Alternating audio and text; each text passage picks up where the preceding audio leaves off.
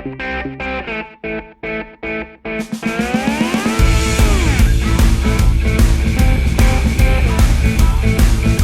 many of you Fultonians have noticed these new signs pop up around town designating the many city facilities and parks. But exactly how are these signs made? Well, let's go find out.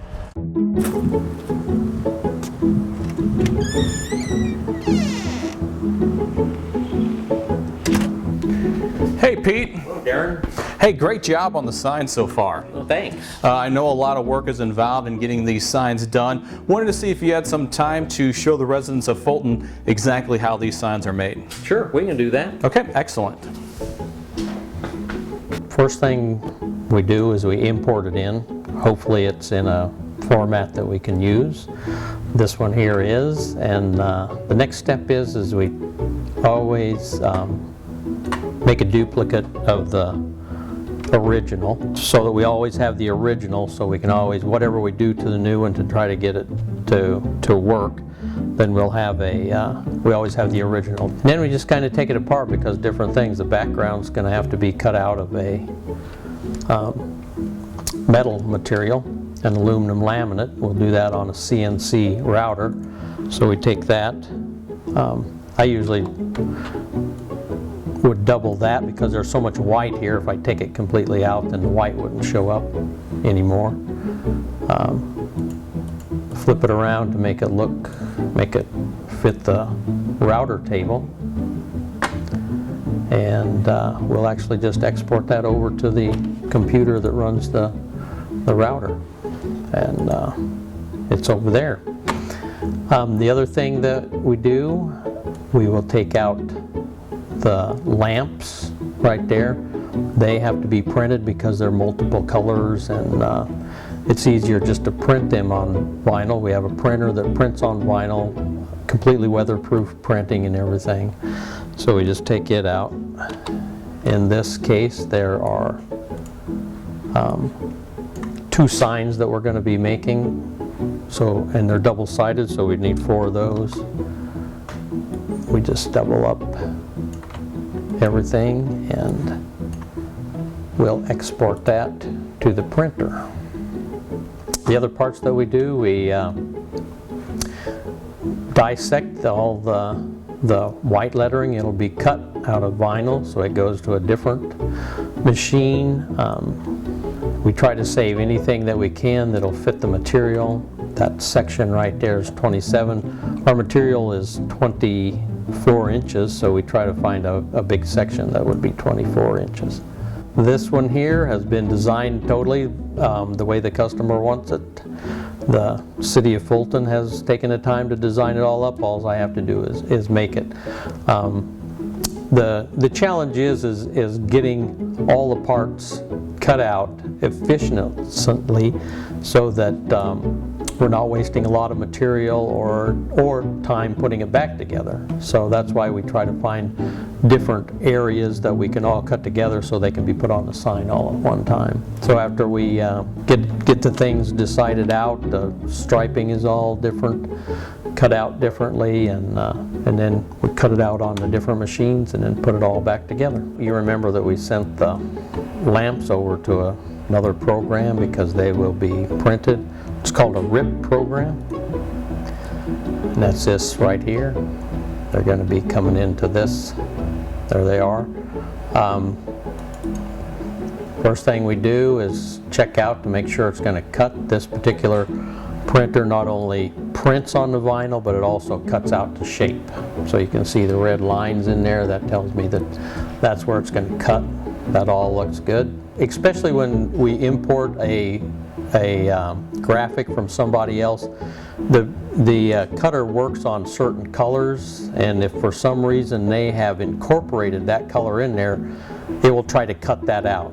But it's actually a color that's very seldom used, and so we can see this time, you can see the little red dots in there. I have had times when it might try to cut something else out other than just the outline. All we want is an outline for everything to stay intact. So that's why we have to look at that. The first thing we do is make sure that it's not going to cut something it's not supposed to. The next thing is just send it to the printer.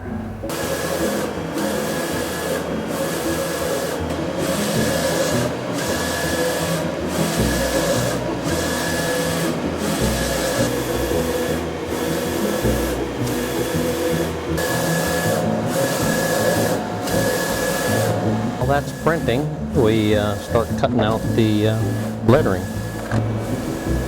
Get it all situated here and send it over to the cutter.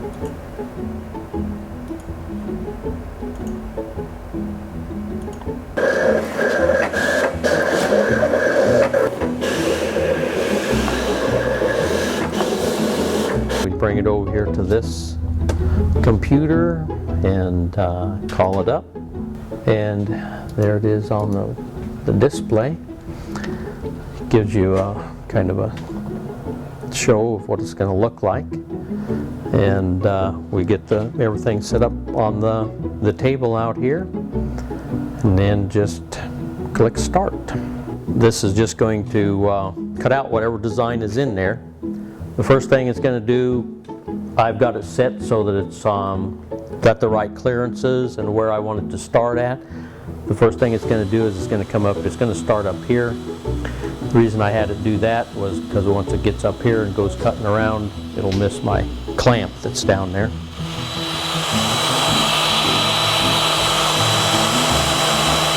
just cut all the way around until it's done, then move itself back to where it started.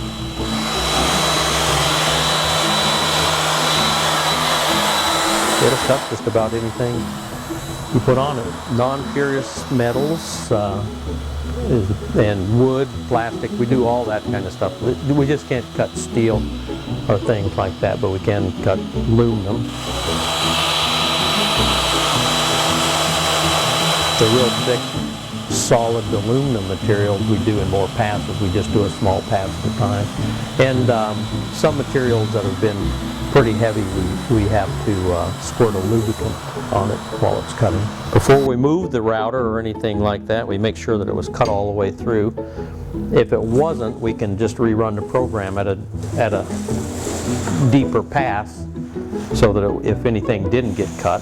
But this one here cut out. What we'll do now is we have to go through and touch up all the edges. We'll take a file and just kind of clean up all the edge all the way around it. So you've just seen that the sign was cut out on the router, and now we're getting the vinyl lettering ready to be put on the sign. I've cut a sheet of vinyl out, and now I'm going to weed it to get rid of the excess vinyl. So I get it started on the weeder.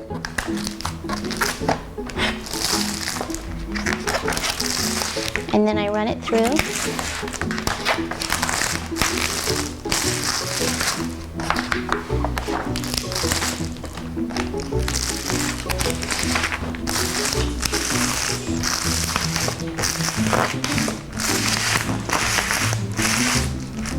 The weeder doesn't take out the middle of the letters, so then I have to go and do those by hand.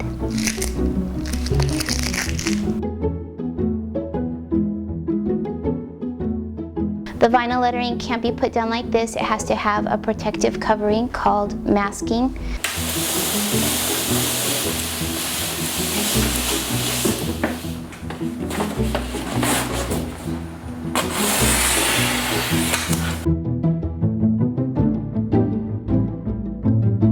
We're going to put a border around this sign, which I've already prepared, just like you saw the lettering earlier. And I have some pieces that are already taped. I have my line drawn on my sign, so I know where my border is going to go. I get my corner in position. I make sure that I'm at the width that I need to be. I get it taped down. Now I'm going to apply it. So I peel back half. I cut the backing off. This is my mask, my transfer tape.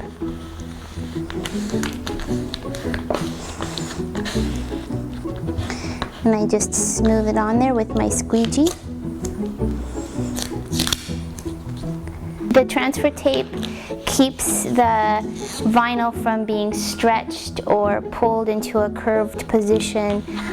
If you don't have the transfer tape on there, your shape can get out of shape very easily, or it can tear.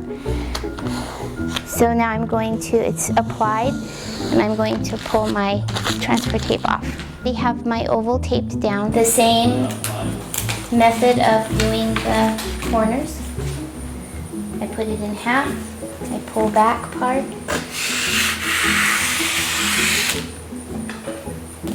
I cut the paper off. I want to start it from the center, and then I want to work out to make sure that I stay straight, that I don't bunch up the vinyl. Air bubbles are a problem if you go too fast. If I were to start here and not start from the center, I would get problems over here in this area.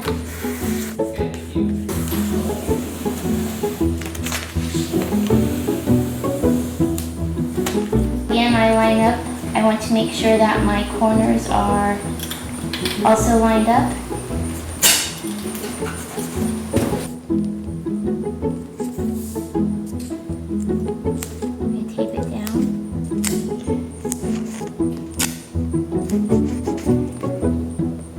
I also want to make sure that I'm going to stay in the right measurement, so I make some marks. I want to make sure I'm going to stay within my marked area.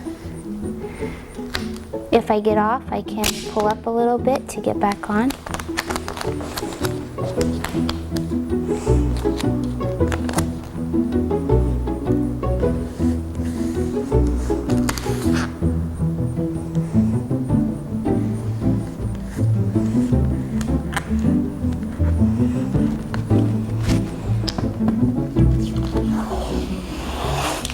Remove my transfer tape again. So now I have some straight areas that are left. I'm going to put those on with a different method. So I have stripes cut. I've taken my knife and I've cut along the edge of the stripe. I want to make sure that I don't have any dust here. And then I want my connection to overlap just a little bit. I make sure that my stripe is along my line. Then I take my squeegee and I squeegee it down. I want a clean cut, so I line up with my line. I gently cut.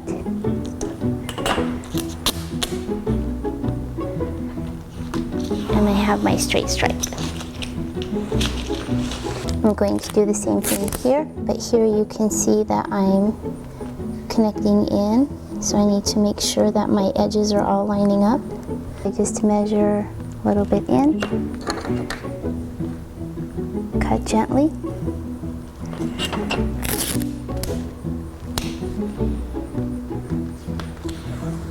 Now I'm going to do the top stripe. This is a little bit different because they're cut at an angle. But the application is the same. So I've marked where I need to start with my point. Get everything lined up.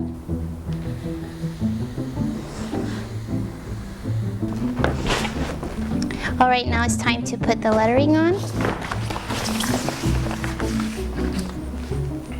I peel half back. I at least want to make sure that I don't start in the middle of this stripe, so I'm pulling back.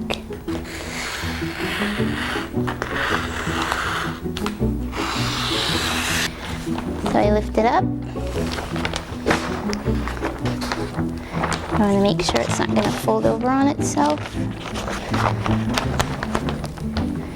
I start in the middle, work my way out.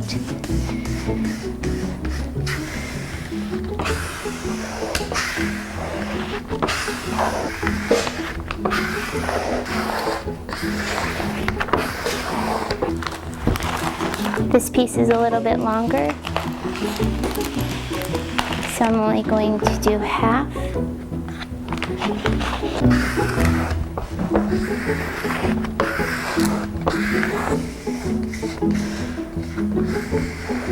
All right, now I'm going to remove the transfer tape. And pray there are no bubbles. I don't want to pull the transfer tape straight up. I always want to keep pulling it at an angle so that I don't pull any letters up that I might not have smoothed down. Now the last part of our sign are the lamps. I have markers to help guide me about where my placement should be.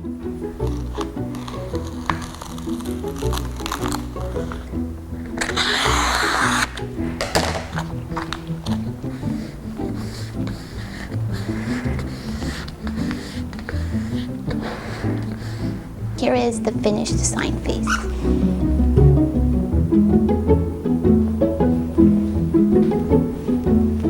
Well, Pete, once again, the signs really turned out nice. Thanks. We've had several compliments from the residents. They seem to be enjoying them. I know you still have a few more signs to knock out for the city of Fulton, so I'll let you go ahead and get back to work. Okay, thanks.